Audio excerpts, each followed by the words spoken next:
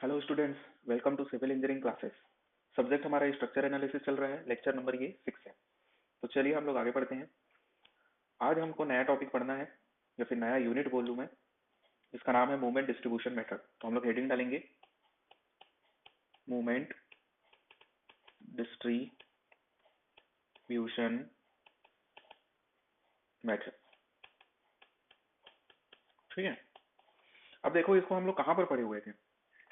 Structure analysis के method पढ़े थे, मेथड ऑफ स्ट्रक्चर एनालिसिस।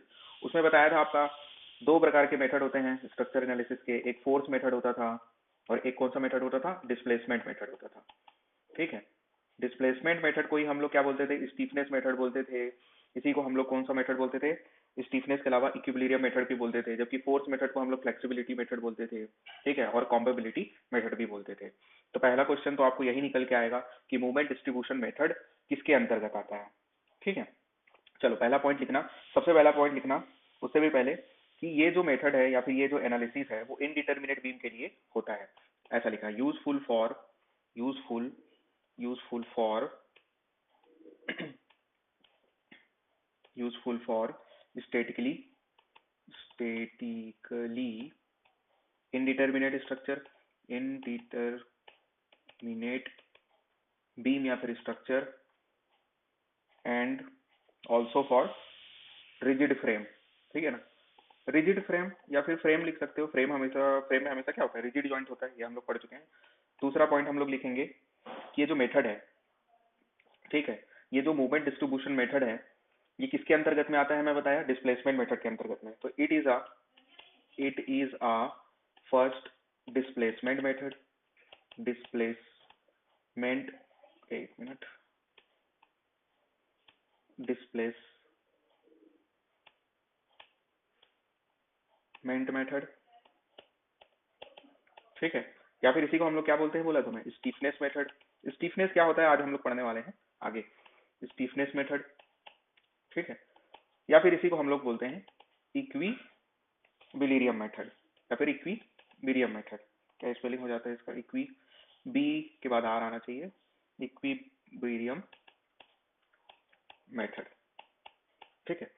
तो ये होता है आपका। एक पॉइंट और लिख लेना, ये भी इंपॉर्टेंट है आपका। इसको हम लोग सक्सेसिव अप्रोक्सीमेशन मेथड भी बोलते हैं। Successive approximation.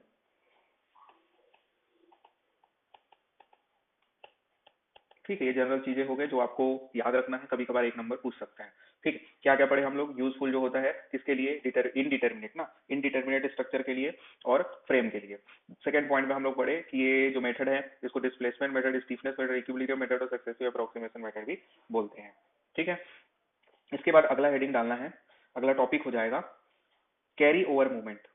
Carry over movement. ठीक है। ये क्या होता है, इसके कंसेप्ट के बारे में थोड़ा समझ लेते हैं। कैरी ओवर मूवमेंट, पहली बात कि सिर्फ और सिर्फ ओनली फॉर फिक्स्ड सपोर्ट होता है। ठीक है ना। सिर्फ हम लोग कैरी ओवर मूवमेंट किस केस में लेते हैं? फिक्स सपोर्ट के केस में लेते हैं। इसको आगे समझते हैं। जैसे कि हमारे पास एक तरफ हिंज सपोर्ट है और एक तरफ फिक्स्ड सपोर्ट है। ठीक है। इसको ए मान लेते हैं, इसको बी मान लेते हैं। तो मान लेते हैं कि ए में कोई सा मूवमेंट आ रहा है एंटी क्लॉकवाइज डायरेक्शन में एम। ठीक है। तो हमको पूछा जाएगा कि बी में क्या मूवमेंट होगा। फिर से क्वेश्चन मैं बोल देता हूँ। आपके पास ऐसा कुछ प्रॉप्ड कैंटिलीवर बीम दिख रहा है या फिर कैंटिलीवर बीम दिख रहा है आपका, और जिसमें एक एंड में आपका क्या है? हिंज सपोर्ट है और दूसरे एंड में क्या है? फिक्स्ड सपोर्ट है। और जो हिंज सपोर्ट वाला जो एंड है उसमें आपका मूवमेंट एंटी क्लॉकवाइज डायरेक्शन में एम लगा हुआ है।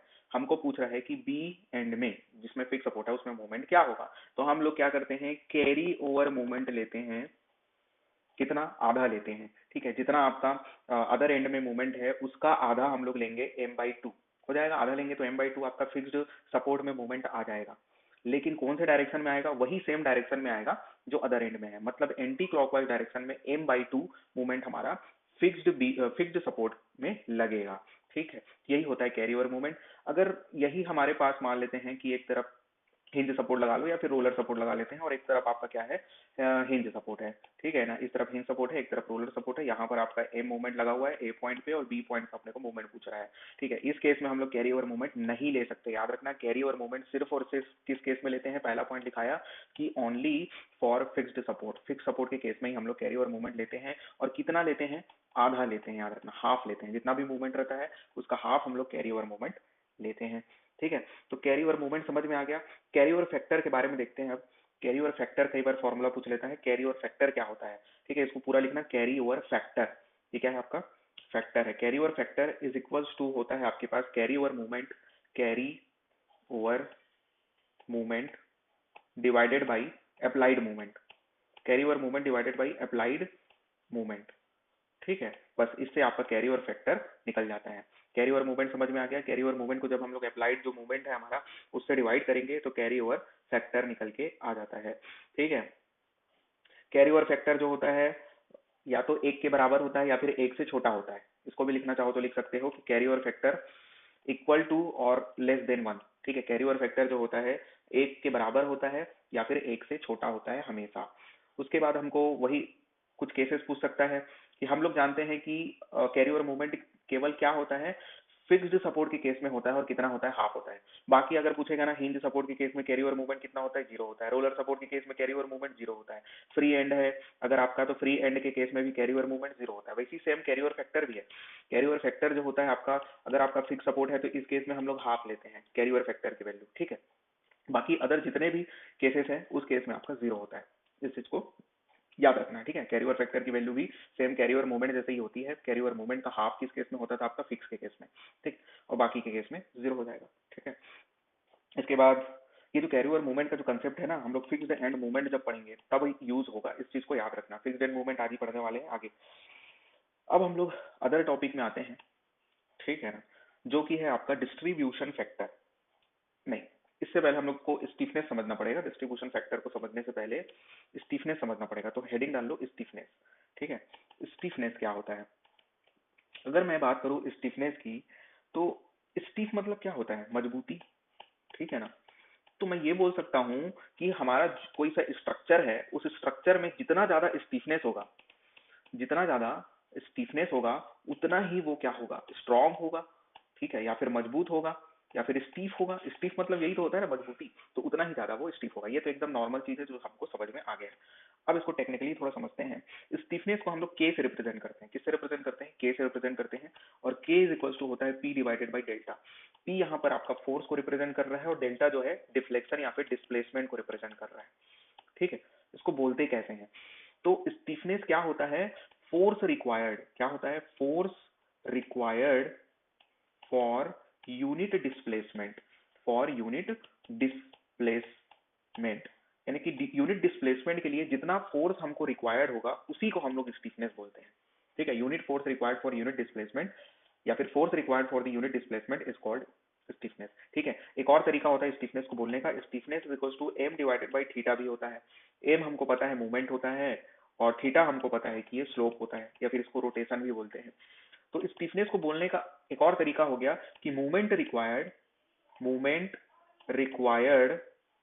फॉर, क्या बोल सकता हूं मैं, movement required for unit slope या फिर यूनिट रोटेशन। यूनिट रोटेशन के लिए जितना मूवमेंट रिक्वायर्ड होता है उसी को हम लोग क्या बोलते हैं, स्टीफनेस बोलते हैं। तो स्टीफनेस के दो फॉर्मूला आपको समझ में आ गए, stiffness is equal to P by delta, stiffness is equal to M by theta, ठीक है। अब ये स्टीफनेस थोड़ा बहुत समझ में आया है अभी। अब और आगे बढ़ते हैं, स्टीफनेस के कंडीशंस के बारे में पढ़ते हैं, केसेस के बारे में पढ़ते हैं अलग अलग, ठीक है। सबसे पहला कंडीशन जो आता है आपके पास, वेन आपका जो फार्दर एंड है, ठीक है, फार्दर या फिर दूर में जो एंड है वो क्या है, फिक्स्ड है, फार्दर एंड इज फिक्स्ड। तो उस केस में हमारा स्टीफनेस क्या निकल के आता है, मान लेते हैं कि हमारे पास एक पॉइंट ए है जिसमें मान लेते हैं रोलर सपोर्ट है, अदर सपोर्ट जो है आपका फिक्स्ड सपोर्ट है। तो इसको अगर ए मान लो तो इसको बी मान लो, ठीक है।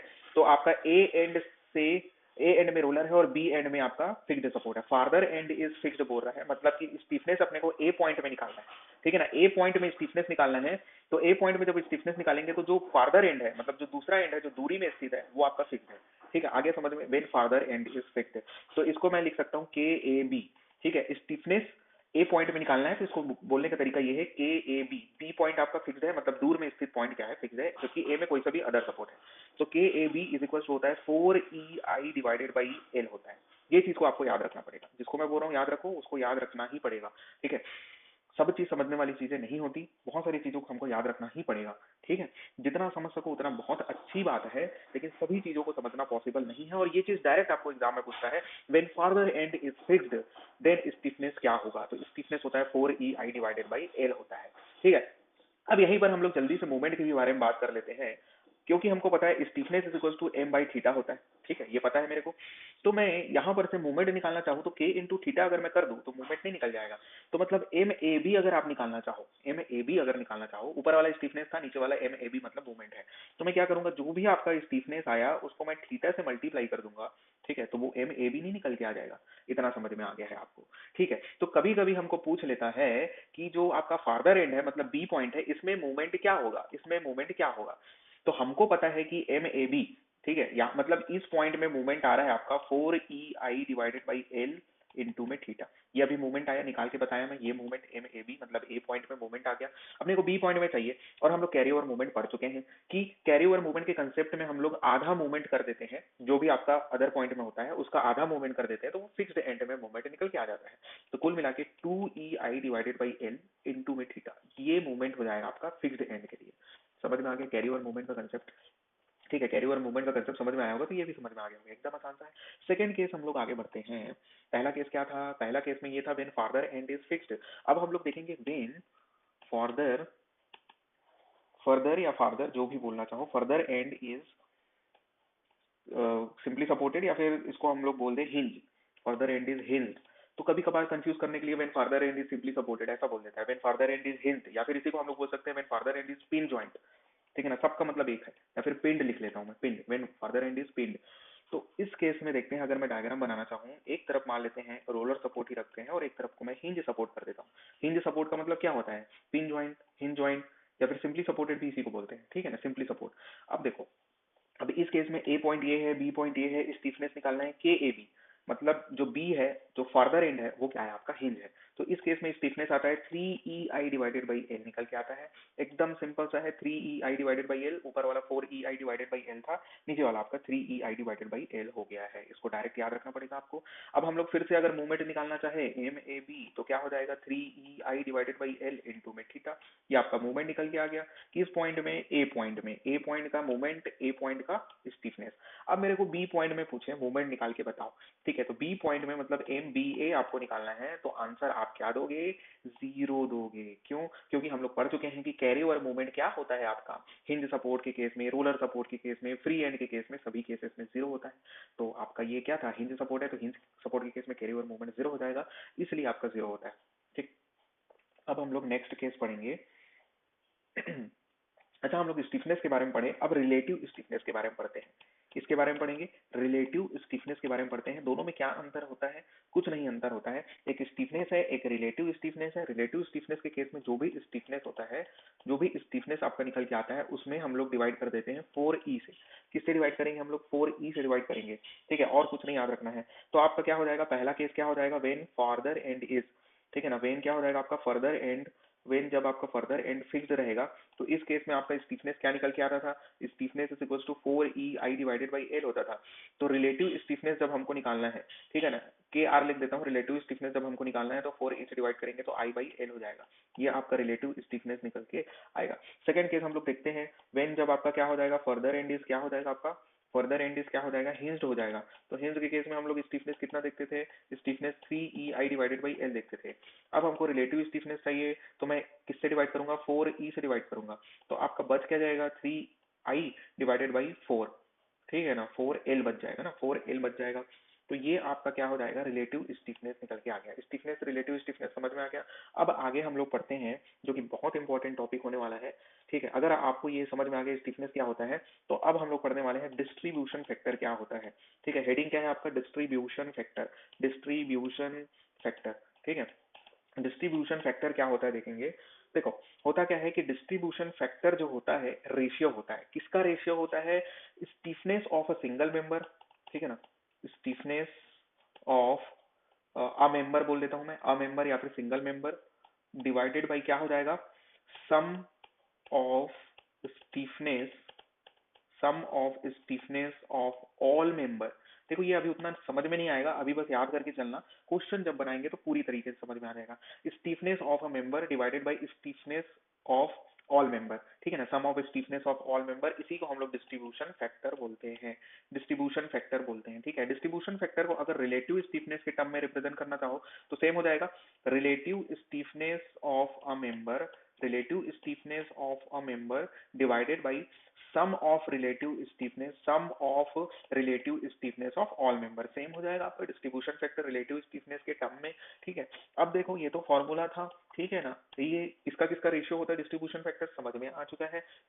अब आगे बढ़ते हैं, कुछ इंपॉर्टेंट पॉइंट नोट करके हमको लिखना पड़ेगा कि डिस्ट्रीब्यूशन फैक्टर जो होता है का समेसन किसी पॉइंट में हमेशा 1 होता है, ठीक है। मैं क्या बोला, समझ में आया, नहीं आया, summation of distribution factor of all member लिखना, summation of distribution factor of all member, summation of distribution factor of all member at any joint या फिर at a joint is always 1, ठीक है ना, इज ऑलवेज क्या होता है, 1 होता है। जैसे कि एक मैं एग्जांपल ले लेता हूँ, यहाँ पर हमको कोई जॉइंट है ओ, इसमें आपका मान लेते हैं इस तरफ फिक्स सपोर्ट है, इस तरफ हम लोग लगा देते हैं हिंज सपोर्ट, इधर हम लोग लगा देते हैं हिंज फिक्स सपोर्ट, और इधर को हम लोग फ्री एंड रखते हैं। तो इसमें आपका अगर मैं इसको ए नाम दे दूं, बी नाम दे दूं, सी नाम दे दूं, इसको डी नाम दे दूं, तो आपका इधर हम लोग देखेंगे ए पॉइंट में क्या है, further end is fixed, B आपका फर्दर एंड फिक्स्ड है, सी कौन सा केस है, फर्दर एंड इज हिंज का केस है, और डी में हम लोग देखेंगे फर्दर एंड इज मतलब फर्दर एंड फ्री है, ठीक है, कोई सा सपोर्ट नहीं है। तो इसमें हम लोग स्टीफनेस निकालेंगे, सभी का स्टीफनेस निकालेंगे, ठीक है। और उसके बाद फिर क्या करेंगे, स्टीफनेस निकालने के बाद सम ऑफ ऑल स्टीफनेस करेंगे और डिवाइड करेंगे तो डिस्ट्रीब्यूशन फैक्टर निकल के आता है, ठीक है। तो अभी तो क्वेश्चन नहीं बता रहा हूँ, अभी मैं सिर्फ इतना बताना चाह रहा हूँ कि डिस्ट्रीब्यूशन फैक्टर आपका इस वाले पॉइंट में कुछ डिस्ट्रीब्यूशन फैक्टर निकलेगा, मतलब ओ ए मेंबर के लिए, ठीक है, ओ बी मेंबर का डिस्ट्रीब्यूशन फैक्टर कुछ निकलेगा, ठीक है। अभी क्या निकलेगा उसको छोड़ो, ओ सी मेंबर का कुछ डिस्ट्रीब्यूशन फैक्टर निकलेगा, और वैसे ही आपका जो ओडी मेंबर है उसका भी डिस्ट्रीब्यूशन फैक्टर निकलेगा। तो इसको अगर मैं DF1 नाम दे दूं, DF2 नाम दे दूं, इसको DF3 और DF4 नाम दे दूं, तो DF1 प्लस DF2 प्लस ऐसा करके DF4, ठीक है ना, DF4 इक्वल टू हमेशा क्या होगा, 1 होगा, ठीक है ना। सभी के डिस्ट्रीब्यूशन फैक्टर को जब हम लोग जोड़ेंगे तो हमेशा वो 1 ही आएगा, ठीक है। ये चीज हम लोग प्रैक्टिकली बाद में क्वेश्चन करेंगे तो देख लेंगे, अभी बस आपको याद रखना है कि डिस्ट्रीब्यूशन फैक्टर जो होता है वो 1 होता है। या फिर इसी क्वेश्चन को अगर मैं बता दूं, ठीक है, उसको बता देता हूँ चलो, तो इससे क्या होगा, थोड़ा कंसेप्ट आपको अच्छे से समझ में आ जाएगा। इसी सेम क्वेश्चन को हम लोग करते हैं, ठीक है। ये जो क्वेश्चन अभी मैं बताया ना, ये जो मैं बताया अभी, इसको बना लो जल्दी से कॉपी में, ठीक है। जिसमें आपका क्या दिख रहा है, एक तरफ दिख रहा है फिक्स्ड, दो तरफ है एक्चुअली में फिक्स्ड, और आपका एक तरफ है फ्री और एक तरफ है हिंज, ठीक है। इसी क्वेश्चन में हम लोग क्या करते हैं, डिस्ट्रीब्यूशन फैक्टर निकाल के देखते हैं। देखो सबसे पहले स्टीफनेस निकालना पड़ेगा अपने को, के ओ ए निकालते हैं, के ओ ए, समझ में आ रहा है ना, ये आपका ओ पॉइंट है और ये ओ ए पॉइंट है, तो आपका फादर एंड क्या है, फिक्स्ड है, तो 4EI डिवाइडेड बाई एल निकलेगा, इसको एल मान लो, सभी लेंथ को एल नहीं दिया रहता तो एल ही मानते हैं वैसे, ठीक है। उसके बाद फिर के ओ बी जब हमको निकालना रहेगा तो ये भी सेम आ जाएगा आपका 4EI डिवाइडेड बाई एल, ठीक है। ई आई क्या है, तो ये फ्लेक्सुरल रिजिडिटी है, क्वेश्चन में ई और आई दिया है समझ लो, ठीक है, इसकी कोई वैल्यू नहीं है अभी, बस हम लोग एग्जाम्पल समझ रहे हैं। के फिर उसके बाद अपने को ओ सी निकालना है, के ओ सी, ये सी पॉइंट है, के ओ सी हो जाएगा आपका 3EI डिवाइडेड बाई एल हो जाएगा। अब यहाँ पर एक इंपॉर्टेंट नोट निकल के आएगा, के ओ डी। अब यहाँ पर तो हम लोग पढ़े हैं कि फादर एंड फिक्स्ड होता है तब हम लोग स्टिफनेस इतना होता है, ठीक है ना, जब फादर एंड हिंज होता है तब स्टिफनेस पड़े हुए हैं, लेकिन जब फर्दर एंड इज आपका फ्री एंड है उसके लिए पड़े नहीं है, तो ये 0 होता है, ठीक है ना। याद रखना कि फर्दर एंड जब आपका फ्री एंड होगा, लिख लेना कि जब आपका फर्दर एंड फ्री एंड होता है तो उस केस में हम लोग स्टिफनेस 0 लिखते हैं। उसके अलावा एक और चीज हो सकता है, जब फर्दर एंड क्या हो आपका, फर्दर एंड क्या हो, फर्दर एंड रोलर सपोर्ट हो, रोलर सपोर्ट, ये हिंज सपोर्ट था, इसकी जगह में आपका रोलर सपोर्ट होगा, तो उस केस में हम लोग कितना लेते हैं, उस केस में हम लोग लेते हैं 3EI डिवाइडेड बाई एल ही लेते हैं, याद रखना, उस केस में भी 3EI डिवाइडेड बाई एल लेते हैं, जो हिंज के केस में लेते हैं उतना ही सेम है आपका। अब आगे हम लोग देखते हैं इस क्वेश्चन को सॉल्व करेंगे, जब स्टीफनेस हमको सब मेंबर का पता चल गया, सब मेंबर का स्टीफनेस पता चल गया कि मतलब ओ ए ओ बी ओ सी और ओ डी मेंबर का स्टीफनेस कितना कितना है पता चल गया। अब डिस्ट्रीब्यूशन फैक्टर हम लोग निकाल के देखेंगे, क्योंकि हमको पता है distribution factor is equal to stiffness of a member divided by sum of stiffness of the all member. तो सभी मेंबर की स्टीफनेस को अगर मैं जोड़ दूं तो मतलब समेसन ऑफ स्टीफनेस क्या निकल के आएगा आपका, समेसन ऑफ, एक मिनट यार, summation of stiffness is equals to आपका निकल के आ रहा है 448 11 EI, ठीक है, 11 EI डिवाइडेड बाई एल निकल के आ रहे हैं। आ गया, 11 EI डिवाइडेड बाई एल निकल के आ रहा है। मान लेते हैं हम लोग distribution factor O A member के लिए निकाल रहे हैं। ओ ए मेंबर के लिए जब डिस्ट्रीब्यूशन फैक्टर निकालेंगे तो ओ ए मेंबर का जो भी आपका क्या है स्टीफनेस है उसको हम लोग डिवाइड करेंगे sum of stiffness of all member से, मतलब आपका निकल के क्या आएगा 4/11 निकल के आएगा, ठीक है। वैसे ही डिस्ट्रीब्यूशन फैक्टर जब हम लोग अदर मेंबर ओपी के लिए देखेंगे, ओबी मेंबर के लिए, तो इसके लिए भी 4/11 निकल के आएगा। ये कैलकुलेशन वाला पार्ट है, आप लोग कर लोगे, ठीक है। डिस्ट्रीब्यूशन फैक्टर जब हम लोग निकालेंगे ओसी मेंबर के लिए, ठीक है, ओसी मेंबर के लिए जब हम लोग निकालेंगे तो ओसी मेंबर के लिए 3/11 आएगा, ठीक है ना। ये ओसी मेंबर है, ओसी मेंबर क्या है, फर्दर एंड इज हिंट है, तो इसका stiffness 3i divided by L था, divided by sum of all stiffness मतलब 11/एल, तो आपका 3/11 आएगा, ठीक है। और डिस्ट्रीब्यूशन फैक्टर जब हम लोग निकालेंगे फ्री एंड के लिए तो वो क्या था, ओडी मेंबर था, ओडी मेंबर के लिए 0 हो जाएगा डिस्ट्रीब्यूशन फैक्टर, ठीक है। ये समझ में आ गया, डिस्ट्रीब्यूशन फैक्टर निकालने आ गया। अब हम लोग ये जो प्रिंसिपल था इसका कि डिस्ट्रीब्यूशन फैक्टर किसी भी पॉइंट पे अदर अलग अलग मेंबर जिस पॉइंट में मिल रहे हैं उसमें हमेशा 1 होगा, ठीक है ना। बोले थे ना summation of distribution factor of all member at any joint is always 1, ठीक है। तो हम लोग क्या करते हैं, सभी डिस्ट्रीब्यूशन फैक्टर को जोड़ के देख लेते हैं। तो 4EI divided by sorry 4/11 plus क्या करूंगा मैं 4/11 प्लस 3/11 प्लस क्या करूंगा 0। अब इसमें मैं क्या करूंगा 11 एलसीएम आ जाएगा और ऊपर में भी 11 है तो इक्वल टू 1 आ गया। मतलब इससे प्रूफ हो गया कि डिस्ट्रीब्यूशन फैक्टर जो होता है किसी भी पॉइंट पे क्या होता है 0 होता है, ठीक है। ये इंपॉर्टेंट आपका प्रिंसिपल निकल के आ गया। एंड आगे हम लोग पढ़ते हैं। अच्छा ये सब जो अभी बताया एक्स्ट्रा उसको भी लिख लेना। फ्री एंड के लिए आपका डिस्ट्रीब्यूशन फैक्टर या फिर स्टिफनेस क्या होता है 0 होता है, ठीक है ना। डिस्ट्रीब्यूशन फैक्टर भी 0 होगा ही क्योंकि स्टिफनेस 0 है, ठीक है ना। तो डिस्ट्रीब्यूशन फैक्टर स्टिफनेस दोनों 0 हो जाएगा फ्री एंड के केस में, ठीक है। और जो हम लोग रोलर सपोर्ट का पढ़े तो रोलर सपोर्ट और हिंज सपोर्ट दोनों का क्या होता है सेम होता है 3i डिवाइडेड बाई एल होता है। आगे हम लोग देखेंगे। ये जब आपको समझ में आ गया डिस्ट्रीब्यूशन फैक्टर हम लोग निकालना सीख लिए हैं।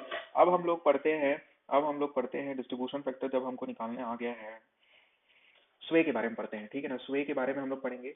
स्वे को हम लोग बोल देते हैं कभी कभार सिंक भी बोल सकते हैं, सिंक या फिर डिस्प्लेसमेंट या फिर डिफ्लेक्शन जब हमारे स्ट्रक्चर में आ रहा है, डिस्प्लेसमेंट जब हमारे स्ट्रक्चर में निकल रहा है, डिस्प्लेसमेंट आ रहा है या फिर डिफ्लेक्शन आ रहा है, ठीक है। कुछ भी बोलो सबका मतलब एक ही है, जब हमारे स्ट्रक्चर में कुछ ना कुछ डिफ्लेक्शन आ रहा है, डिफ्लेक्ट हो जा रहा है, डिस्प्लेसमेंट हो रहा है, सिंक हो रहा है, स्वे हो रहा है, तो इस केस में हम लोग देखेंगे, इस केस को देखेंगे, मतलब केस में क्या देखेंगे, इस केस को देखेंगे कि हमारा स्ट्रक्चर स्वे हो रहा है, मतलब पहचानना सीखेंगे कि हमारा स्ट्रक्चर स्वे है कि नॉन स्वे है, ठीक है ना। स्वे है कि नॉन स्वे है ये कंडीशन हम लोग जानेंगे, ठीक है, हमारे स्ट्रक्चर का।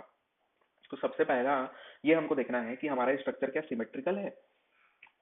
अगर हमारे स्ट्रक्चर में सिमेट्री है, ठीक है ना, सिमेट्री, सिमेट्री मतलब सपोर्ट में सिमेट्री होना चाहिए, सपोर्ट सिमेट्रिकल होना चाहिए दोनों एंड्स में, ठीक है। उसके अलावा लेंथ में सिमेट्री होना चाहिए, ठीक है, हाइट में सिमेट्री होना चाहिए, और रिएक्शन या फिर क्या बोलूं मैं लोड, ठीक है ना, लोड में सिमेट्री होना चाहिए। तो अगर आपका जो स्ट्रक्चर है या फिर फ्रेम बोल लूं, ट्रस बोल लूं, कुछ भी बोल लूं, अगर वो सपोर्ट भी सिमेट्रिकल है, लेंथ भी, हाइट भी, लोड भी, इसका मतलब वो नॉन स्वे है। आपका स्ट्रक्चर क्या होने वाला है, नॉन स्वे होने वाला है। इसको हम लोग एग्जांपल से अभी समझेंगे तो अच्छे समझ में आएगा, अभी तो मैं बस कंडीशन बता रहा हूँ। और अगर नहीं होगा, अगर है तो नॉन स्वे और अगर नहीं है तो स्वे, ठीक है ना, स्वे होगा। अभी स्वे का मतलब क्या होता है तो अभी मैं बताया डिफ्लेक्शन हो रहा है। जैसे कि हमारा ये स्ट्रक्चर है आपका, ठीक है ना, ये आपका कैंटिलीवर बीम बना दिया हूँ, इसमें आपका ऊपर से लोड लग रहा है, तो इस लोड के कारण हमारा स्ट्रक्चर क्या हो गया है, ऐसा कुछ डिफ्लेक्ट हो गया है, ठीक है ना। ये डेल्टा का डिफ्लेक्शन शो कर रहा है, मतलब ये स्वे हो रहा है, ठीक है। और अगर हम लोग मान लेते हैं कि ये हमारा ऐसा फिक्स्ड बीम है, फिक्स्ड बीम में हम लोग यहाँ पर लोड लगा देंगे, ठीक है ना, यहाँ पर पी लोड लगा हुआ है, तो इसका कुछ डिफ्लेक्शन डायग्राम ऐसा निकल के आएगा। मतलब आपका ये जो पॉइंट है आपका ए पॉइंट मान लो, तो ए पॉइंट में हमारा स्ट्रक्चर डिफ्लेक्ट नहीं हो रहा है, ठीक है ना। और अगर डिफ्लेक्ट होता तो हमारा स्ट्रक्चर कैसा बनता, कुछ ऐसा बनता ना, जैसे कि मान लेते हैं फिक्स्ड बीम ही है, ठीक है ना, फिक्स्ड बीम ही है। इस फिक्स्ड बीम में हम लोग क्या करते हैं, इस फिक्स्ड बीम में आपका ऐसा कुछ क्या हो गया है, स्वे हो रहा है, ठीक है ना। फिक्स्ड बीम में ऐसा कुछ स्वे हो रहा है, मतलब कि आपका ये डिफ्लेक्शन शो कर रहा है, ठीक है, ये डिफ्लेक्शन शो कर रहा है, ठीक है, आपका कुछ डिफ्लेक्शन शो कर रहा है, मतलब ये स्वे कंडीशन है, ठीक है। ये तो आपका बीम के केस में देख लिए, इसी को हम लोग का फ्रेम के केस में देखेंगे और उसको समझने की कोशिश करेंगे, ठीक है। तो हमारे पास मान लेते हैं कि एक नॉर्मल सबसे पहला कंडीशन मैं बताने वाला हूँ, ये आपका एक क्या है फ्रेम है, ठीक है ना, ये आपका फ्रेम है, ठीक है। इस फ्रेम में हम लोग देखेंगे दोनों तरफ ही, दोनों एंड में ही आपका ए एंड बी एंड में आपका फिक्स सपोर्ट है, बीच में आपका बीचों बीच ना आपका ये अगर लेंथ एल है तो आपका L/2 में पी लोड लगा हुआ है। तो क्वेश्चन एकदम कॉमन सेंस वाला चीज है, इसको मैं कठिन नहीं करूंगा, ये आप लोगों को भी देख के ही बन जाएगा, मेरे को ये विश्वास है। क्यों, क्योंकि हमको दिख रहा है आपका सिमेट्रिकल स्ट्रक्चर है, लोड आपका बीचों बीच लगा है, तो स्वे होगा या नहीं होगा ये आपको बस बताना है, स्वे नहीं होगा, ये आप लोग खुद ही से बता दिए होगे, कंफर्म है ये, क्योंकि एक कंडीशन तो ये है कि आपका यहाँ पर से आप क्या करोगे, सिमेट्रिकल है कि नहीं ये देखने के लिए बीचों बीच से आप एक इमेजनरी एक्स और एक्स रे ले लिए। अब यहाँ पर से ये जो ए वाला पार्ट हो गया या फिर पार्ट वन हो गया और पार्ट टू हो गया, दोनों एक दूसरे का ओवरलैप हो गया, मत ओवरलैप हो जाएगा, मतलब ये आपका सिमेट्रिकल स्ट्रक्चर है। वैसे ये सब करने की जरूरत नहीं है, बचपन में हम लोग जानते हैं सिमेट्री क्या होती है, नॉन सिमेट्री क्या होती है, हम लोग ट्रिग्नोमेट्री पढ़े हुए हैं, उसमें बहुत सारा चीज किए हुए हैं। तो बस इससे ये समझ में आ गया हमारा सिमेट्रिकल स्ट्रक्चर है, मतलब ये क्या कौन सा केस है, नॉन स्वे का केस है। ठीक है, स्वे नहीं होगा। अब इसी में हम लोग एक स्टेप आगे बढ़ते हैं। हमारे पास देखो एकदम जल्दी जल्दी समझते जाना, क्योंकि ये उतना कठिन टॉपिक नहीं है। ठीक है, अब हम यहाँ पर क्या कर दिए हैं कि सेम है हमारा स्ट्रक्चर भाई, ए और बी पॉइंट में आपका फिक्स्ड है, लेकिन इस बार आपका इसेंट्रिक लोड लगा हुआ है। इसेंट्रिक मतलब होता है सेंटर में नहीं लगा हुआ है। मान लेते हैं यहाँ से कुछ ए डिस्टेंस में, इधर से आपका बी डिस्टेंस में लोड लगा हुआ है, तो इस केस में मैं पूछूंगा कि हमारा जो स्ट्रक्चर है वो स्वे होगा कि नहीं, तो आप लोग खुद से बता दोगे स्वे होगा। देखो स्वे होगा ये तो बता दोगे, लेकिन उससे भी इंपॉर्टेंट चीज ये होता है कि स्वे लेफ्ट में होगा कि राइट में होगा। ठीक है ना, ये आपको क्वेश्चन पूछता है एग्जाम में कि आपका जो स्ट्रक्चर होगा वो स्वे किस डायरेक्शन में होगा, लेफ्ट में होगा कि राइट में होगा। तो इसको जानने का एकदम सिंपल सा तरीका है आपको। ठीक है, इसमें डीप में नहीं घुसना है, बस आपको याद रखना है कि लोड जिस तरफ, जिस सपोर्ट से ज्यादा पास होगा, जिस एंड से ज्यादा पास होगा, उसी तरफ स्वे होगा। जैसे कि ये आपका स्ट्रक्चर ऐसा कुछ स्वे होने वाला है। ठीक है ना, ऐसा कुछ स्वे होने वाला है, एक मिनट रुकना। ठीक है, ये आपका स्ट्रक्चर जो है ऐसा कुछ स्वे होने वाला है।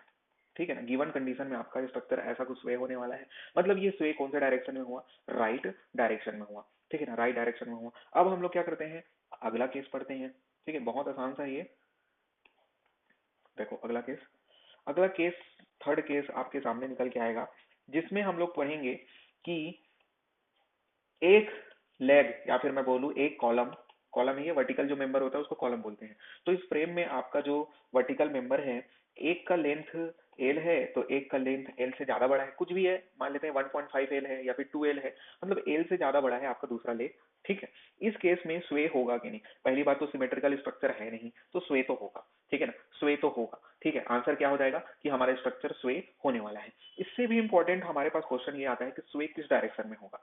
स्वे होगा उस डायरेक्शन में जहां पर स्टीफनेस कम होगी। हम लोग पढ़े ना, स्टीफनेस मतलब क्या होता है आपका, मजबूती। स्टीफनेस कौन से लेग में कम होगा या फिर कौन से कॉलम में कम होगा। अब देखो, जो जिसका लेंथ ज्यादा होगा, ठीक है ना, उसका स्टीफनेस कम होगा, जिसका लेंथ कम होगा उसका स्टीफनेस ज्यादा होगा। क्योंकि हम लोग जानते हैं ना भाई, अगर मैं रिलेटिव स्टीफनेस की बात करूं तो वो क्या होता है आपका, फार्दर एंड इज आपका फिक्स्ड है, तो आई बाई एल रिलेटिव स्टीफनेस पढ़े हुए हैं। तो इसमें इसी फॉर्मूला में एल की वैल्यू जितना ज्यादा बढ़ेगा उतना कम स्टीफनेस अपने को निकल के आएगा।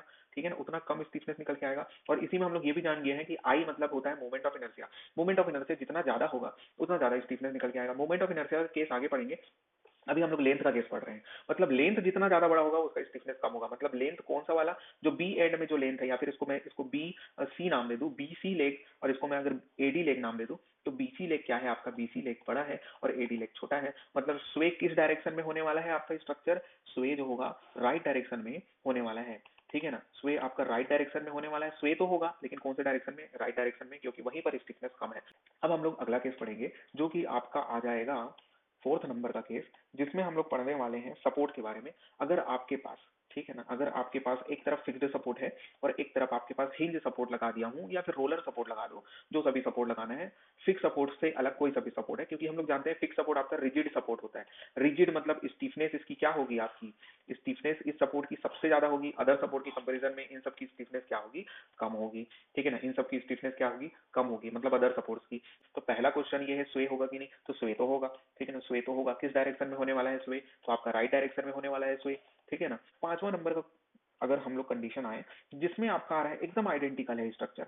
ठीक है ना, अभी तक तो आइडेंटिकल देखने को मिल रहा है क्योंकि दोनों तरफ आपका फिक्स सपोर्ट ही दिख रहा है। और अंतर क्या है देखना, इसका मोमेंट ऑफ इनर्शिया आई है, इसका मोमेंट ऑफ इनर्शिया को अगर मैं 2 आई कर देता हूं, तो अब आपको पहचानना ये पड़ेगा कि ये ए बी कॉलम है, ये अगर सी डी कॉलम हो गया, तो ए बी कॉलम और सी डी कॉलम में स्टिफनेस किसकी ज्यादा होगी। तो हम लोग जानते हैं कि ए बी की स्टिफनेस कम होगी as compared to C D, क्योंकि सी डी में जो आई की वैल्यू है वो ज्यादा है। ठीक है ना, आई मतलब मोमेंट ऑफ इनर्शिया अगर ज्यादा होगा तो स्टिफनेस ज्यादा होगा। पिछला मैं बताया था ना, स्टिफनेस इक्वल टू क्या होता है, आई बाई एल होता है। ठीक है, या फिर आप लोग चाहो तो 4 ई आई डिवाइडेड बाई एल भी लिख सकते हो। ये आपका ऊपर वाला रिलेटिव स्टिफनेस है, नीचे वाला स्टिफनेस है। इसमें आपको दिख रहा है आई ऊपर में है, एल नीचे है, मतलब एल बढ़ेगा तो स्टिफनेस कम होगा, आई बढ़ेगा तो स्टिफनेस ज्यादा होगा, ठीक है ना। इनवर्सली प्रोपोर्शनल है लेंथ के और मोमेंट ऑफ इनर्शिया के डायरेक्टली प्रोपोर्शनल है। तो इसलिए हम लोग जान गए हैं कि हमारा स्ट्रक्चर जो है स्वे वाला कंडीशन है, ठीक है ना। इसमें स्वे तो होगा। अब क्वेश्चन आता है कि स्वे किस डायरेक्शन में होगा। स्वे हमेशा उस डायरेक्शन में होता है जिस डायरेक्शन में आपका स्टिफनेस कम होता है। 6 नंबर के कंडीशन में हम लोग देखेंगे, ये एकदम सिंपल सा है, इसको कोई भी बता देगा। हमारे पास अगर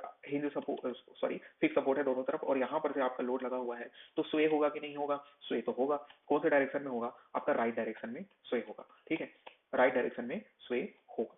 आगे हम लोग बढ़ते हैं, एकदम सिंपल सा, इसलिए जल्दी से बढ़ रहा हूँ। 7वें नंबर को और लास्ट कंडीशन हम लोग एक और पढ़ लेते हैं कि जैसे कि हमारे पास एक फ्रेम दिया हुआ है, इसमें भी हमको अभी आइडेंटिकल दे दिया गया है, लेकिन किसी कारण से, बिकॉज ऑफ एनी रीजन, मान लेते हैं ये ए बी और ये सी डी कॉलम है, तो जो सी डी कॉलम है, ठीक है ना, जो सी डी कॉलम है उस कॉलम में सिंक आ गया है। सिंक आ गया मतलब डिफ्लेक्ट हो गया, यहाँ पर कुछ कमजोरी आ गया है इस फिक्स्ड सपोर्ट में। ये फिक्स सपोर्ट है ना, फिक्स सपोर्ट में कुछ कमजोरी आ गया है, वीकनेस या फिर स्टिफनेस कम हो गया, जिसके कारण वो डिफ्लेक्शन शो कर रहा है डेल्टा का।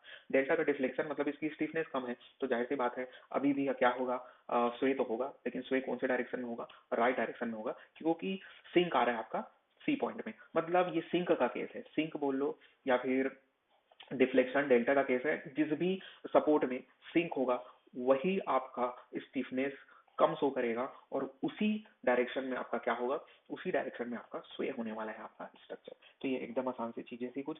अब इसके बाद हम लोग पढ़ते हैं, ये आपका जहां तक लास्ट टॉपिक हो जाएगा आज का, ठीक है। इसके बाद हम लोग क्वेश्चन करेंगे और क्वेश्चन करेंगे तो चीजें और अच्छी से समझ में आने लग जाएंगी, ठीक है। तो आगे हम लोग हेडिंग डालेंगे और आखिरी हेडिंग डालेंगे, लेकिन बहुत इंपॉर्टेंट, फिक्स्ड एंड मूवमेंट, ठीक है ना। फिक्स्ड एंड मूवमेंट्स का कुछ कंडीशन है जिसको आपको एक हिसाब से याद ही रख के चलना पड़ेगा। सबसे पहली बात तो फिक्स्ड एंड मूवमेंट होता क्या है, ये जनरेट क्यों होता है, इस सब चीजों चीजों को समझते हैं। जैसे कि फिक्स्ड एंड मूवमेंट हमेशा फिक्स्ड एंड में ही आएगा, पहला चीज आपको समझ में आ गया, फिक्स्ड नाम में ही है फिक्स्ड एंड मूवमेंट। तो ये जो मूवमेंट है, जो एम जो मूवमेंट है वो फिक्स्ड एंड में लग रहा है और हमेशा फिक्स्ड एंड में ही आपका फिक्स्ड एंड मूवमेंट आएगा। इतना तो समझ में आ गया आपका, फिक्स्ड एंड में ही आपका फिक्स्ड एंड मूवमेंट आएगा। और मूवमेंट आता क्यों है, मूवमेंट आता क्यों है, ये चीज आपको पूछ रहा है। मूवमेंट आता है, जो भी हमारा स्ट्रक्चर डिफ्लेक्ट हो रहा है या फिर स्वे हो रहा है, तो उस डिफ्लेक्शन को रोकने के लिए उसके अपोजिट डायरेक्शन में, उस डिफ्लेक्शन को रोकने के लिए उसके अपोजिट डायरेक्शन में, जिस भी डायरेक्शन में आपका डिफ्लेक्शन शो हो रहा है, मान लेते हैं डिफ्लेक्शन हमारा क्लॉकवाइज डायरेक्शन में हो रहा है, तो उस क्लॉकवाइज डायरेक्शन में डिफ्लेक्शन को रोकने के लिए एंटी क्लॉकवाइज डायरेक्शन में आपका मूवमेंट आएगा। और किस में आएगा? फिक्स्ड एंड में आएगा। तो उसी को हम लोग बोलते हैं फिक्स्ड एंड मूवमेंट। जैसे कि इस कंडीशन में हम लोग अभी देखना, ये कंडीशन में फिक्स्ड बीम बनाया हूँ, ए एंड है, बी एंड है, आपका लोड लग रहा है, आपका पी लोड लग रहा है, ठीक है, पी लोड लग रहा है। अब यहाँ पर हम लोग देखेंगे कि हमारा जो स्ट्रक्चर है कुछ ऐसा डिफ्लेक्ट होने जा रहा है, ठीक है ना, ऐसा कुछ डिफ्लेक्ट होने जा रहा है। मतलब यहाँ पर हमको डिफ्लेक्शन देखने को मिल रहा है, मैक्सिमम डिफ्लेक्शन पी लोड के कारण। और हम लोग जानते हैं कि ए और बी में तो डिफ्लेक्शन देखने को नहीं मिलेगा, वो फिक्स्ड एंड है आपका, फिक्स सपोर्ट है। तो अब देखो जो डिफ्लेक्शन हो रहा है आपका, जो डिफ्लेक्शन हो रहा है वो ऐसा कुछ डायरेक्शन में हो रहा है, ठीक है। अगर मैं ए से देखूं, ए एंड से देखूं, तो हमारा जो एंड है यहाँ से आधा मैं सिमेट्रिकल काट दिया हूँ इसको, ठीक है ना। अब देखना ध्यान से, तो यहाँ पर से जो डिफ्लेक्ट होने जा रहा है वो ऐसा कुछ डिफ्लेक्ट होने जा रहा है, ठीक है ना। हमारा जो यहाँ पर से ये जो बीम था वो क्या हो गया, ऐसा कुछ डिफ्लेक्ट होने जा रहा है इधर से, ठीक है ना। क्लॉकवाइज डिफ्लेक्ट होने जा रहा है ना, क्लॉकवाइज डिफ्लेक्शन शो कर रहा है, तो इस डिफ्लेक्शन के अगेंस्ट में एंटी क्लॉकवाइज डायरेक्शन में आपका मूवमेंट आएगा, ठीक है। और वैसे ही हम लोग देखेंगे जब बी एंड से देखेंगे, तो बी एंड से हम लोग जब देखेंगे तो हमारा जो बीम है वो ऐसा कुछ मतलब एंटी क्लॉकवाइज में डिफ्लेक्ट होने जा रहा है। तो इस एंटी क्लॉकवाइज डिफ्लेक्शन को रोकने के लिए इधर क्लॉकवाइज डायरेक्शन में एक मूवमेंट जनरेट होगा, जिसको हम लोग फिक्स्ड एंड मूवमेंट बोलेंगे बी पॉइंट में। ये समझ में आ गया फिक्स्ड एंड मूवमेंट क्या होता है। फिक्स्ड एंड मूवमेंट डिफ्लेक्शन के अगेंस्ट अपोजिट डायरेक्शन में आता है, एक लाइन में अगर बोलना चाहिए तो, ठीक है। अब फिक्स्ड एंड मूवमेंट क्या होता है समझ में आ गया। अब इसके डिफरेंट डिफरेंट केसेस देखेंगे जो कि बहुत इंपॉर्टेंट है। कुछ केसेस देखेंगे जिसको हम लोग को टेबल के फॉर्म में लिखना है, टेबल के फॉर्म में लिखना है, और इसको हमेशा के लिए याद रखना है, क्योंकि इससे डायरेक्ट क्वेश्चन कभी कभार एग्जाम में आ जाता है, और डायरेक्ट अगर नहीं आएगा तो कैसे बनता है उसको हम लोग सीखेंगे, ठीक है। वैसे टाइम होने वाला है, 5 मिनट बस और पढ़ेंगे। तो सबसे पहले इधर हम लोग देखेंगे केसेस या फिर लोडिंग कंडीशन बोल लो इधर, ठीक है। लोडिंग कंडीशन लिखना है एक तरफ, लोडिंग कंडीशन डिफरेंट केसेस जो भी लिखना चाहो। और ये लिखना क्यों बंद हो गया, ठीक, ये हो गया आपका। और ठीक है, अब देखो, एक तरफ मैं लिख लेता हूँ एम ए बी और एक तरफ लिख लेते हैं एम बी सी, ठीक है। अब देखो पहला लोडिंग कंडीशन आपके सामने आ रहा है, जिसमें फिक्स्ड एंड तो होगा ही, मतलब फिक्स्ड बीम तो होगा ही, ठीक है ना। फिक्स्ड बीम में ही आपका फिक्स्ड एंड मूवमेंट निकालते हैं। फिक्स्ड बीम में आपका पहला कंडीशन यही है कि लोड जो है सेंटर में लगा हुआ है बीचों बीच, ठीक है, L/2 डिस्टेंस में लगा हुआ है। और इधर भी आपका क्या हो जाएगा, L/2 डिस्टेंस, मतलब टोटल डिस्टेंस आपका L है, ठीक है। सभी में यही रहेगा, मैं हर डायग्राम में नहीं लिखूंगा ना। लेंथ आपका L है, इधर से L/2 है, और राइट से भी L/2 है, और आपको निकालना है MAB निकालना है। MAB की वैल्यू क्या होगी, MAB की वैल्यू क्या हो जाएगी इस केस में, WL/8 हो जाएगा, या फिर इसको मैं W लिख देता हूँ, कंफ्यूज होगा नहीं तो, ठीक। ये आपका W लोड लग रहा है तो WL/8 निकल के आएगा।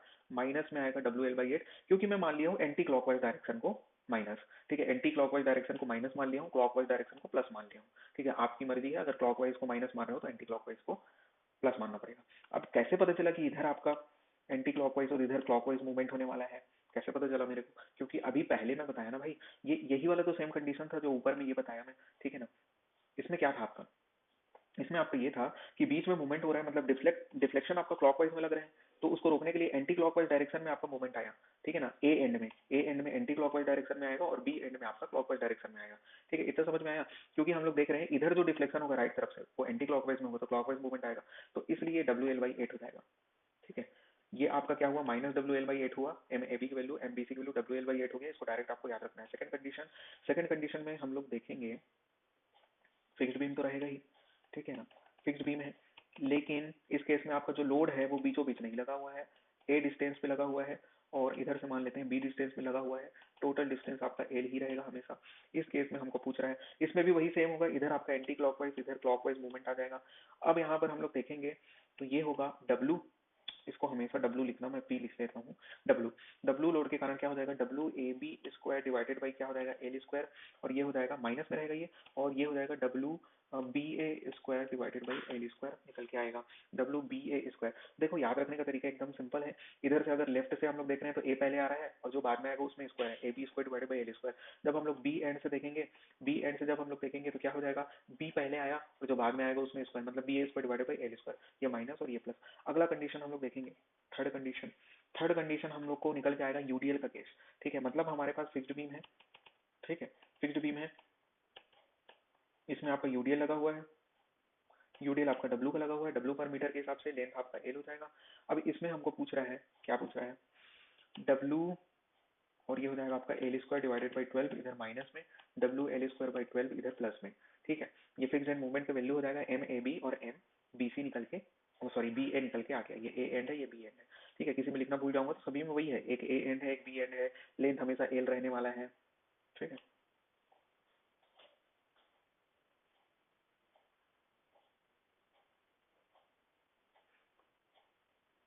ठीक। अब अगला केस देखते हैं, फोर्थ नंबर का केस देखेंगे। इस फोर्थ नंबर के केस में अब यूडीएल तो लगा हुआ है लेकिन सिर्फ हाफ लेंथ में लगा हुआ है, मतलब आपका L/2 लेंथ में लगा हुआ है, ठीक है। मूवमेंट सब में वही होगा, ए पॉइंट में आपका एंटी क्लॉकवाइज और बी में क्लॉकवाइज क्यों होगा तो मैं बता दिया हूँ पहले भी। तो ये जो निकल के आएगा ए पॉइंट में, ए पॉइंट में जो फिक्स्ड एंड मूवमेंट निकल के आएगा वो कितना हो जाएगा आपका 11 divided by 192, 11 divided by 192 WL², 11 divided by 192 WL², ठीक है। WL², 11/192, ये माइनस में रहेगा आपका। दूसरा वाला हो जाएगा 5/192 WL², ठीक है।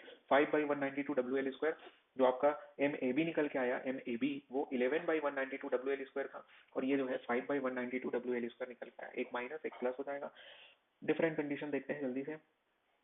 इस बार हम लोग देखेंगे फिक्स्ड बीम में, फिक्स्ड बीम है हमारे पास, इस फिक्स्ड बीम में देखेंगे यूनिफॉर्मली वेरिंग लोड का केस देखेंगे।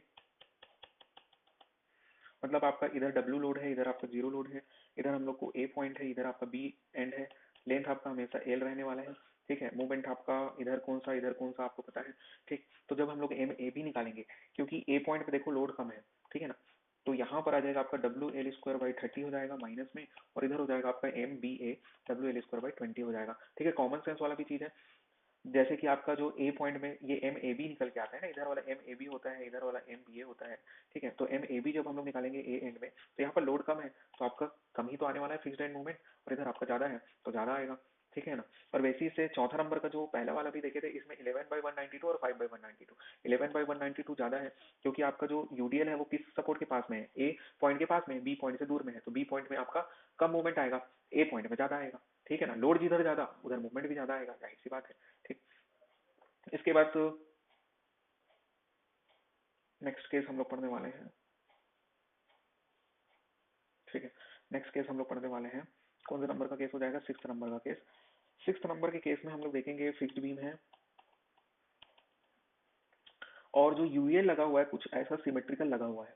ठीक है, मतलब समझ में आ रहा है ना, सिमेट्रिकल का मतलब बीच में आपका डब्ल्यू है और इधर आपका दोनों तरफ क्या हो गया, जीरो का लोड है। यूवीएल मतलब यूनिफॉर्मली वेरिंग लोड है। ये आपका ए पॉइंट, ये बी पॉइंट, वही लेंथ है, वही मूवमेंट आपका ए एंड में एंटी क्लॉकवाइज और बी एंड में क्लॉकवाइज, सभी में वही है, लिख लिया हूँ।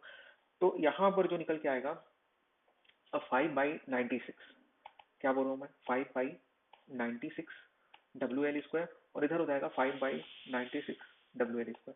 दोनों सेम होगा, जाहिर सी बात है, क्योंकि दोनों में लोड समान है। बस एक चीज का अंतर होगा, ये आपका एम ए बी का वैल्यू माइनस में होगा और एम बी ए का वैल्यू प्लस में होगा। याद करते जाना है यहीं पर से यहीं पर, ठीक है ना, लिखते लिखते याद करते जाना है, तभी आपको जल्दी याद होगा। उसके बाद फिर देखते हैं नेक्स्ट कंडीशन, जिसमें आपका बीचों बीच में एक मोमेंट एम लगा हुआ है। ठीक है ना, एम लगा हुआ है या फिर एम जीरो कर दो इसको, ठीक, कंफ्यूजन दूर करने के लिए। आपका लेंथ क्या हो जाएगा, एल हो जाएगा। ठीक है, लेंथ क्या हो जाएगा, एल हो जाएगा। इस केस में आप हम लोग निकालेंगे एम ए बी निकालेंगे, एम बी ए निकालेंगे, तो M zero divided by four, M zero divided by four, दोनों पॉजिटिव में होगा, याद रखना। अब इसका रीजन क्या है सोच के देखो भाई, मूवमेंट आ रहा है, ठीक है ना, मूवमेंट एम जीरो आ रहा है। ठीक है, मूवमेंट मतलब क्या होता है, रोटेशन। ठीक है ना, मतलब मूवमेंट के कारण रोटेशन आता है ना हमारे बीम में, मतलब ये ऐसा कुछ पूरा का पूरा बीम ऐसा रोटेट होने की कोशिश कर रहा है, क्लॉकवाइज डायरेक्शन में रोटेट होने की कोशिश कर रहा है। ठीक है ना, तो इस रोटेशन को रोकने के लिए कौन से डायरेक्शन में रोटेशन आ रहा है, क्लॉकवाइज डायरेक्शन में, तो एंटी क्लॉकवाइज डायरेक्शन में क्या आएगा, इस तरफ है मूवमेंट आएगा, सॉरी, रोटेशन को रोकने के लिए मूवमेंट नहीं आएगा, रोटेशन ही आएगा। ठीक है ना, यहाँ पर याद रखना, जब हमारा स्ट्रक्चर क्लॉकवाइज डायरेक्शन में रोटेट होना चाह रहा है, ठीक है ना, क्लॉकवाइज डायरेक्शन में रोटेट होना चाह रहा है, तो इधर भी आपका क्लॉकवाइज डायरेक्शन होगा और इधर भी आपका क्लॉकवाइज डायरेक्शन में मूवमेंट आएगा, याद रखना। ठीक है ना, मूवमेंट कब लगता है बोला था मैं, मूवमेंट लगता था डिफ्लेक्शन को रोकने के लिए। ठीक है, लेकिन ये डिफ्लेक्शन हो रहा है क्या, कुछ डिफ्लेक्शन नहीं, यहाँ तो रोटेशन आ रहा है आपका। ठीक है ना, तो रोटेशन जिस डायरेक्शन में होगा उसी डायरेक्शन में आपका मूवमेंट भी आएगा। ठीक है ना, तो ये आपका फिक्स्ड एंड है, तो इधर वाले फिक्स्ड एंड में भी आपका क्लॉकवाइज, इधर भी क्लॉकवाइज डायरेक्शन में आपका क्या आने वाला है, कंफ्यूज मत होना, इसको एक बार और मैं ध्यान से बता देता हूँ, उसको सुनना। ठीक है, देखो हुआ क्या कि आपका मूवमेंट लग रहा है, एम जीरो का मूवमेंट लग रहा है, जिसके कारण रोटेशन आएगा, और दिख रहा है हमको मूवमेंट क्लॉकवाइज है, तो रोटेशन भी क्लॉकवाइज ही आएगा। ठीक है ना, तो क्लॉकवाइज में हमारा जो बीम है पूरा का पूरा रोटेट होना चाह रहा है। ठीक है ना, रोटेट होना चाह रहा है, जिसके कारण जो मूवमेंट आएगा दोनों ही सपोर्ट में, जिस डायरेक्शन में रोटेशन होगा उसी डायरेक्शन में आएगा। ठीक है, जिस डायरेक्शन में रोटेशन होगा, मतलब इधर भी आपका क्लॉकवाइज इधर भी क्लॉकवाइज, दोनों को प्लस कर दो, खत्म बात। आगे हम लोग देखते हैं 8वें नंबर का क्वेश्चन या फिर कंडीशन। इस कंडीशन में हम लोग को देखेंगे, ये सब क्वेश्चन भी बन सकता है ना, हर एक एक कंडीशन का एक एक क्वेश्चन डायरेक्ट आपको पूछ सकता है कि ये कंडीशन है आपका, इस कंडीशन में आपका फिक्स्ड मूवमेंट कितना होगा करके। ठीक है, अब देखो अगला कंडीशन जो हमारे पास निकल के आएगा, इसमें आपका मूवमेंट तो लग रहा है, ठीक है ना, एम जीरो लग रहा है, लेकिन ये आपका बीचों बीच ना लग के, ठीक है, कुछ ए डिस्टेंस पे लग रहा है, लेफ्ट साइड में ए पॉइंट से स्मॉल ए डिस्टेंस पे लग रहा है। ठीक है, या फिर बी पॉइंट से स्मॉल बी डिस्टेंस पे आपका लग रहा है, क्या चीज, मूवमेंट। ठीक है, तो अब इस केस में हम लोग एम ए बी और एम बी ए कैसे निकालेंगे। एम ए बी जब हम लोग निकालेंगे, पहली बात तो रोटेशन आ रहा है, तो जिस डायरेक्शन में रोटेशन उसी डायरेक्शन में आपका मूवमेंट भी आ जाएगा, दोनों तरफ आपका क्लॉकवाइज डायरेक्शन में मूवमेंट आ गया, तो दोनों ही आपका पॉजिटिव में लेंगे। फॉर्मूला निकल के आएगा एम जीरो, ठीक है, एम जीरो इंटू में ए, इंटू में जो फर्दर वाला जो डिस्टेंस है वो कितना है आपका, बी है ना, तो वो हो जाएगा आपका, यहाँ पर थोड़ा सा गलती कर दिया, उसको सुधार देना।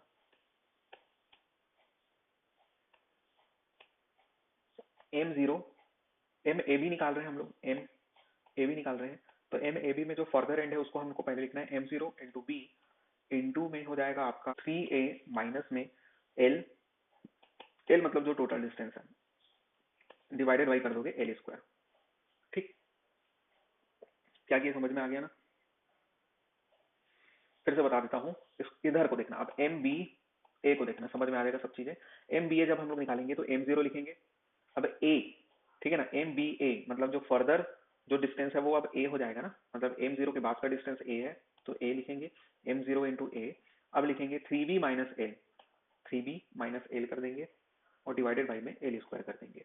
ठीक है, ये थोड़ा सा कठिन है, इसको याद रखना थोड़ा कठिन है, लेकिन पूछ लेता है डायरेक्ट एग्जाम में, इसलिए आपको 2-3 बार प्रैक्टिस करोगे, 4 बार 5 बार, जितने बार में आपको याद हो जाए, लिख लिख के तब आपको याद हो जाएगा। ठीक है, जैसे कि आपका ये कंडीशन आपको पूछ दिया है कि फिक्स्ड एंड गिवन फिगर या फिर फिक्स्ड बीम हमारे पास one end is fixed at A end जो अदर जो एंड है वो बी पॉइंट है जिसमें आपका फिक्स्ड एंड है। बीच में आपका, बीच में नहीं, कॉन्सेंट्रिक डिस्टेंस में आपका क्या लगा हुआ है, एक मूवमेंट लगा हुआ है जो कि लेफ्ट में ए है और बी में मतलब राइट में बी डिस्टेंस है, टोटल डिस्टेंस एल है। तो find out fixed end movement at A या फिर बोल सकता है fixed end movement at B. तो उस केस में आपको ये कंडीशन याद रखना पड़ेगा, कठिन है इसलिए मैं थोड़ा रुक रुक के बता रहा हूँ। M zero into B 3a minus L divided by L square. जब हम लोग राइट वाले एंड से देखेंगे तो वो हो जाएगा एम जीरो इंटू ए। ठीक है, फर्दर डिस्टेंस ए है तो एम जीरो इंटू ए इंटू में 3b minus L divided by total distance का स्क्वायर मतलब एल स्क्वायर। ठीक है, अब इसके बाद जो कंडीशन पढ़ने वाले हैं ना वो तो और मोस्ट इंपॉर्टेंट है। ठीक है, और ज्यादा मोस्ट इंपॉर्टेंट है वो, उसको देखते हैं हम लोग। एक मिनट, ये अच्छा सा दिख नहीं रहा है, इसको थोड़ा अच्छा से दिखा देते हैं लाइन को।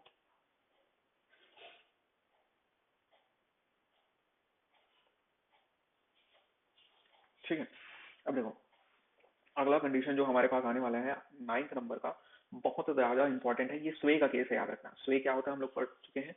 इसमें हमारे पास फिक्स्ड बीम है, बीम तो फिक्स्ड बीम ही रहेगा, क्योंकि फिक्स्ड बीम नहीं रहेगा तो फिक्स्ड एंड मूवमेंट कैसा आएगा। ठीक है, अब इसमें हमारा स्ट्रक्चर जो बी पॉइंट है उसमें स्वे हो जा रहा है, किसी भी कारण से स्वे हो जा रहा है। स्वे मतलब आपका ऐसा कुछ हो गया, ठीक है ना, इधर आपका डिफ्लेक्ट हो गया और इधर आपका डेल्टा का डिफ्लेक्शन शो कर रहा है। ठीक है ना, ये जो है आपका डेल्टा का डिफ्लेक्शन शो कर रहा है, ये हो जाएगा, मान लेते हैं डेल्टा का डिफ्लेक्शन शो कर रहा है। ठीक, आपका जो बी एंड था वो डिफ्लेक्ट हो गया डेल्टा से या फिर स्वे हो गया। स्वे बोल लो, सिंक बोल लो, सिंक हो जा रहा है हमारा स्ट्रक्चर बी पॉइंट में और ये हैंग हो जा रहा है हमारा। ठीक है, स्वे हो जा रहा है या फिर सिंक हो जा रहा है, डिफ्लेक्ट हो जा रहा है, डिस्प्लेस्ड हो जा रहा है किसी भी कारण से।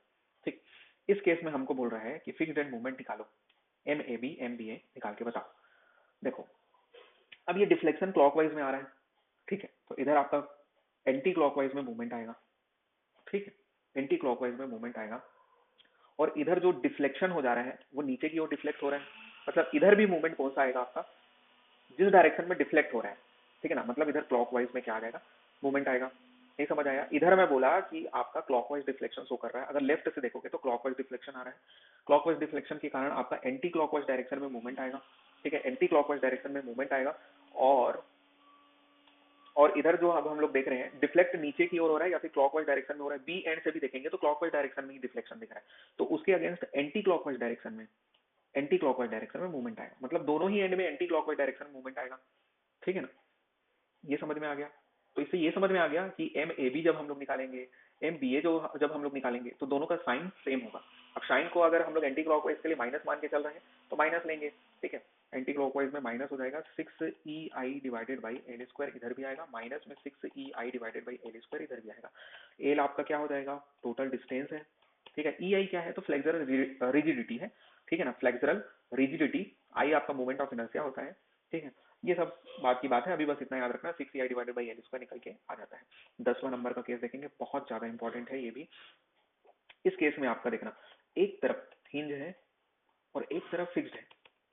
एक तरफ फिक्स्ड है मतलब ए एंड है, ये बी एंड है, और जो स्वे आ रहा है मतलब ये भी आपका सिंक का केस है। तो सिंक आपका ऐसा कुछ हो रहा है स्ट्रक्चर। अच्छा, ये जो डिफ्लेक्शन का डायग्राम भी बनाता हूँ ना वो ऐसा ही बनाना है ना। यहाँ पर देखो मैं इधर से ऐसा कुछ लेके आया हूँ। ठीक है, इधर जबकि मैं इधर कुछ ना कुछ एंगल बना रहा है हॉरिजॉन्टल के साथ, ये स्लोप बना रहा है, और इधर आपका अगर मैं ए पॉइंट पे देखूँ तो यहाँ पर स्लोप 0 है। ठीक है, ये चीज अभी मैं नहीं समझाऊंगा। ठीक है, ऐसा क्यों हो रहा है इसको बाद में अच्छे से समझेंगे हम लोग, एसएफडी बीएफडी जब पढ़ेंगे तो। अभी बस इतना याद रखना। उफ। तो ये आपका बी एंड हो जाएगा, बी एंड में आपका कुछ ना कुछ डिफ्लेक्शन देखने को मिल रहा है। ये आपका क्या हो गया, डेल्टा का डिफ्लेक्शन देखने को मिल रहा है बी एंड में। लेकिन इन दोनों में अंदर क्या था समझ में आया ना, इसमें दोनों एंड में आपका फिक्स्ड था, इसमें जिसमें सिंक हो रहा है जिस एंड में वो तो फिक्स्ड है, लेकिन जो अदर एंड है वो हिंज है। ये क्या हो रहा है, अदर एंड जो है वो हिंज है। तो आज का मेरे ख्याल से आपको समझ में आया होगा सब चीज। इसके आगे का जो 2-3 केस और बचा हुआ है फिर क्वेश्चन कर लेंगे, उसके बाद ये वाला यूनिट जो है मोमेंट डिस्ट्रीब्यूशन मेथड वो खत्म हो जाएगा। ठीक है, कुछ अगर समझ में नहीं आया होगा तो कमेंट कर देना। ठीक है, तो आज के लिए इतना ही, थैंक यू।